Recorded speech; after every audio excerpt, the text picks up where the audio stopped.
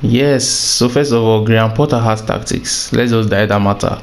Graham Potter has tactics. You get, um, he did a mad thing yesterday against Salzburg. I really respect the tactics he used. So he's the 3-4-1-2, I think. Yeah, the 3-4-1-2. Yeah, 3-4-1-2. So yeah, exactly. He's the 3-4-1-2, and to my surprise, Mount didn't play. So Gallagher was playing. Cucurella was playing as a CM, a left CM for that matter. Rhys James is out for injury, so he's not in the team. So Silva, Cucurella, and Chalobah. I was even surprised. I don't know what happened to Koulibaly. And as for their number one keeper now, Arisa Bagela. What the hell did I just say? Areza Balaga. Well, Kepa. Let's just give it a shot. Kepa was in the post. Jorginho and Kovacic. The midfield, Kovacic played left, Jorginho played right, Gallagher, then Havertz playing up front with Aubameyang, Sterling, and Pulisic playing the wing backs. So this is how they lined up, and it was a very, very good formation for Chelsea, I think. But if you notice, I'll show you everything on the screen though. Gallagher wasn't like really playing attacking midfield. He spreaded wide. Jorginho fell back down with to allow him and Kovacic play wide like Gallagher.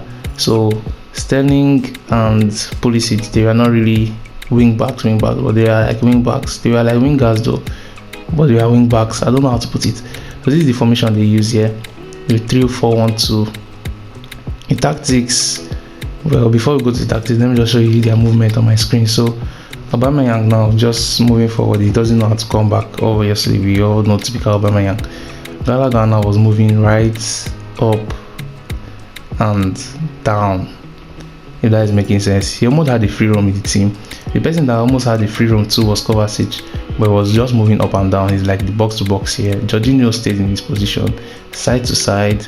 He was moving side and down, like he wasn't really overlapping. Pulisic now was moving up and down like a wing back. Same thing with Sterling. And Cucurella was moving wide and side to side, wide side to side. Same thing with Silva. Silva was just going side to side. Chalobah was going up like wide, then down side. So that was their movements basically. Havertz was moving up and down too. So basically just Aubameyang that wasn't even coming back, and that's their direction while they are moving. So now how they played now, they already shaped. You see everything on my screen. Giving the ball to Cucurella, Cucurella gives it to Jorginho. Jorginho passes it to Kovacic. Now Kovacic runs with the ball. He likes running with the ball. Gives it to Sterling. If you notice the crosses now, Havertz are winning almost all the crosses. So the balls are going to Havertz's head, but he couldn't convert. Aubameyang wasn't winning crosses. You can see it here. Gallagher now gives it to Pulisic. Pulisic crosses the ball again to Havertz. Havertz wins the cross. And then the only time Aubameyang got the ball was when Sterling passed to him. And you can see the build-up play here. Gallagher will still give the ball to Kovacic. Kovacic runs with the ball again, gives it to Sterling. Sterling goes with the ball and passes it to Aubameyang. Aubameyang shoots, but he didn't score, fortunately. What else? The next one was giving it to Havertz. Havertz shot and passes it to Aubameyang again. So this is how Chelsea was really playing. Like the two strikers giving themselves the ball. Pulisic and Sterling disturbing the wingers. And the only time they scored now, Havertz came down. Like he came down to the midfield to disturb the opposition.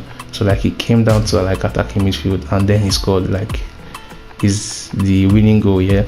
So bear in mind the whole movement of the team and orchestration of the attack, if that's the word, or the build-up of the attack was from the midfield, from Kovacic, because like Kovacic always runs with the ball. Gallagher gets the ball, he doesn't move like that.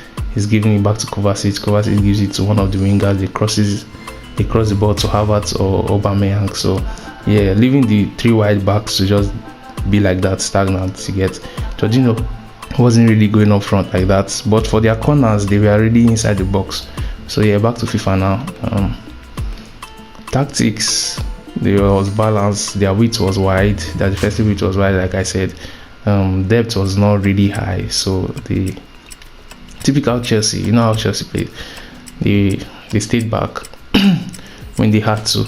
The build-up play was balanced. Chances creation was balanced. The width for chances creation, also for offense attack or whatever you call it, was like 60. So it wasn't really wide. It wasn't really low. Corners, we had players in the box for corners, like 5, or almost all their players were always in the box for corners or crosses. So free kicks too, the same thing. They had like 5 players in the box. Whereas the instructions, the Aubameyang was mixed attack. He wasn't the main man, obviously. It was mixed attack. He did supporting runs. Havertz wasn't the target man. He was like, should I say false 9? He wasn't a false 9. He just gets in behind. That's what he did. Gallagher did not stick to his position at all. He was drifting wide and he stays at the end of the box because we all know what he can do. He has that in his locker.